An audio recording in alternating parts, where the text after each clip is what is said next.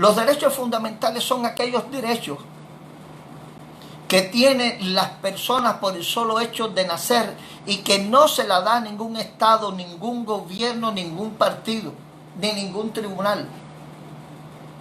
Son esos derechos con los que nace el ser humano y que el Estado, en vez de poderlos dar, lo que puede hacer cuando más es garantizarlo y respetarlo. Por eso, una ley fundamental debe consagrar el primer derecho, derecho a la vida. Eso es un derecho fundamental. Derecho a pensar. Eso es un derecho. El derecho a asociarnos, porque el ser humano es gregario, el ser humano es un ser social. El derecho a podernos mover. El derecho al libre pensamiento. El derecho a expresarnos. Por eso cuando se atropella a un periodista, cuando se censura a un escritor, pues nosotros estamos realmente privando a las personas de un derecho fundamental. Y las constituciones deben consagrar los derechos fundamentales de los ciudadanos. Y debe dar espacio, para, para que, de acuerdo a las posibilidades de la sociedad en un momento determinado, ir desarrollando ciertos derechos que no son inmutables, como son los derechos sociales y los derechos políticos. Por ejemplo, la Constitución cubana de 1976 decía que todos los ciudadanos cubanos tenían el derecho a una vivienda decorosa. Eso es demagogia, eso es mentira. Si Cuba, como dije en la anterior conferencia, tampoco ni tiene cemento, ni tiene ladrillo, ni tiene dinero. Entonces usted no puede prometer lo que usted no puede dar. Ahora, lo que sí puede hacer un Estado es procurar la justicia. Por eso es un derecho fundamental. ¿Y qué es la justicia? Porque ese es otro problema, que las personas confunden la ley con la justicia. No, la ley es la voluntad de los que están en el gobierno. La justicia es la armonía, es el equilibrio, es lo justo. Y el Estado, uno de los derechos fundamentales que debe garantizar es la justicia de sus ciudadanos, que los ciudadanos viven en armonía. Por eso un Estado moderno, un Estado postmoderno, debe garantizarle a los ciudadanos que vivan en dignidad. Y eso lo puede hacer el Estado de acuerdo a su desarrollo. Y una de las cosas para vivir en dignidad es que las personas puedan tener hogar. Bueno, pues entonces el Estado tiene que, en la medida de sus posibilidades, resolver el hábitat de las personas, el problema de la salud, etc. Pero fíjense que una cosa es el derecho fundamental que tiene que consagrarse en la Constitución, y otra cosa son esos derechos sociales que el Estado puede ir dando de acuerdo al desarrollo económico y político social que tiene. Y ya esas actividades, esos derechos políticos y sociales, ya es tarea de los partidos políticos, ya es tarea de las organizaciones sociales. Y esas son las personas que llevan esos proyectos a los parlamentos, donde se discuten y de acuerdo a las posibilidades del Estado se hace o no, se hace la ley para un momento determinado. ¿Qué pasa la crisis del coronavirus? Y ya esas leyes, esas determinaciones pasan a la historia. Es decir, hay una constitución que debe garantizar los derechos fundamentales de la sociedad, y las constituciones que deben consagrar que las sociedades vayan garantizando los derechos y vayan dando derechos sociales y políticos de manera dinámica, de acuerdo a las circunstancias históricas y las posibilidades que tenga la sociedad y el Estado en un momento determinado. Y eso deben ser objeto de programas políticos, y eso deben ser realmente el propósito de los activistas en un momento determinado. De modo que la Constitución, como fue la Constitución norteamericana, deben ser breves, no esos mamotretos, no esa situación casuística. Dice, una Constitución es un instrumento que frene los abusos del poder, porque una de las cosas que tiene el Estado es precisamente garantizar el equilibrio, la armonía, la justicia, porque eso sí es un derecho fundamental. Nace para organizar la vida del Estado. Sin embargo, la llamada Constitución Socialista de Cuba es todo lo contrario a eso. Ni fue fruto del pacto social, ni garantiza los derechos fundamentales de los ciudadanos. En Cuba la gente no puede expresarse. En Cuba la gente no puede viajar libremente. En Cuba las personas no pueden asociarse. Es decir, pero además de eso, esa mal llamada Constitución no es el producto de un pacto social.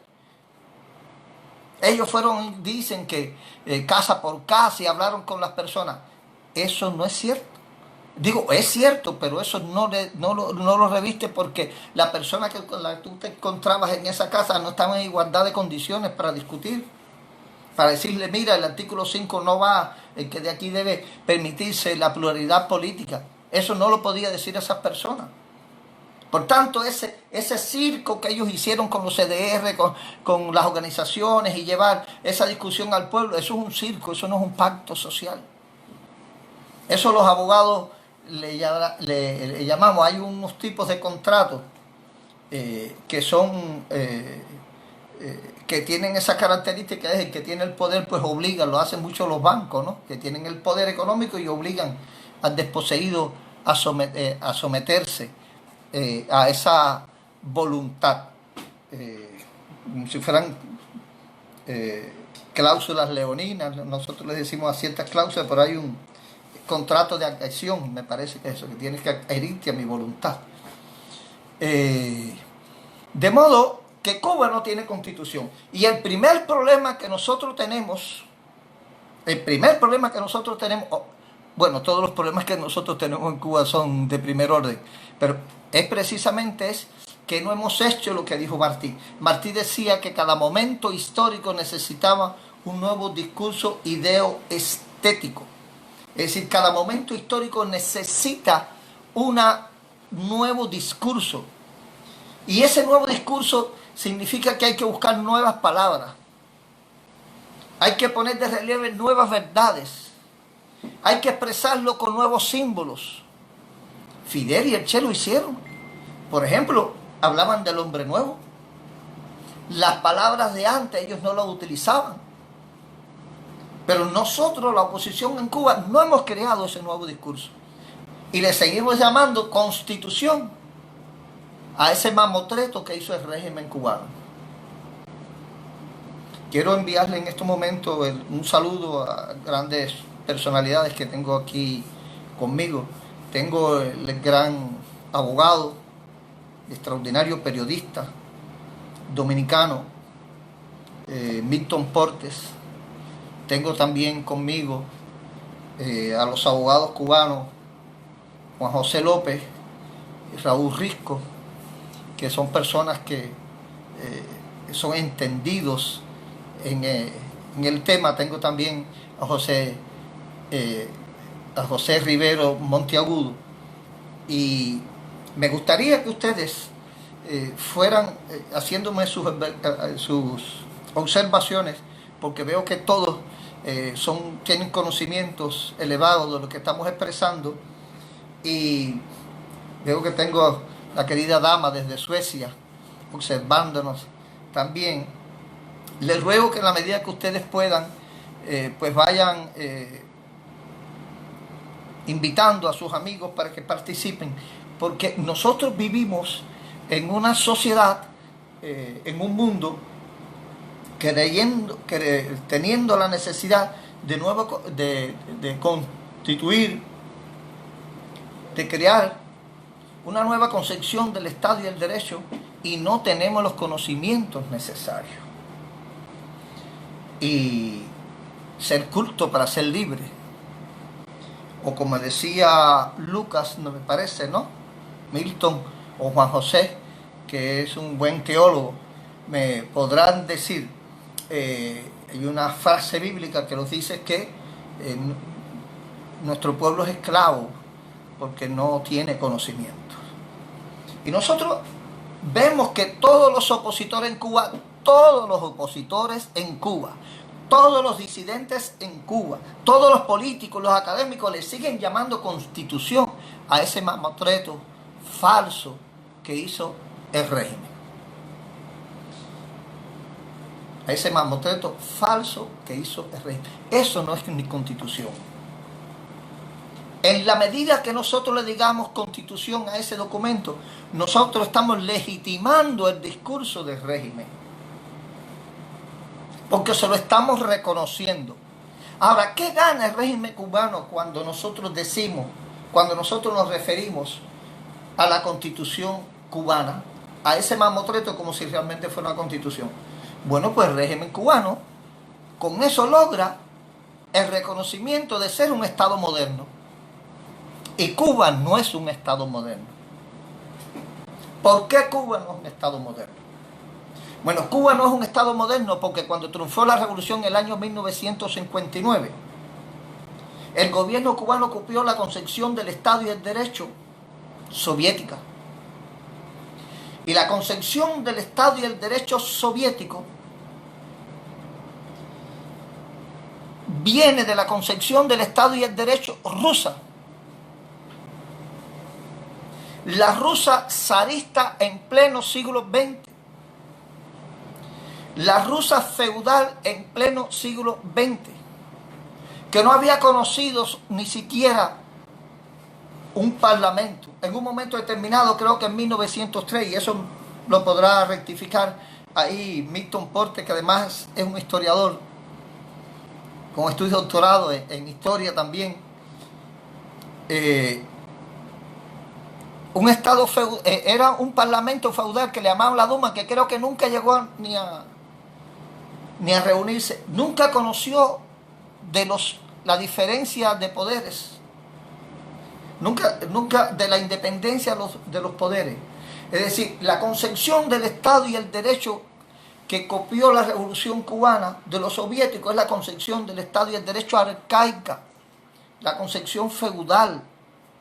Es decir, una concepción del Estado y el derecho anterior a la modernidad, anterior a la Ilustración, al movimiento enciclopédico, anterior a Rousseau, a Hobbes, anterior a la tripartición de poderes que le trajo al mundo a la Revolución Francesa en las ideas de Rousseau. O lo que es lo mismo, ese hueco histórico, ese retroceso histórico, esa involución que hizo la dirección de la Revolución Cubana, encabezada por Fidel y Raúl Castro, despoja al proceso cubano de la constitución de revolución para que nosotros, si somos inteligentes y somos cultos, la llamemos como se debe llamar: involución del proceso histórico en Cuba.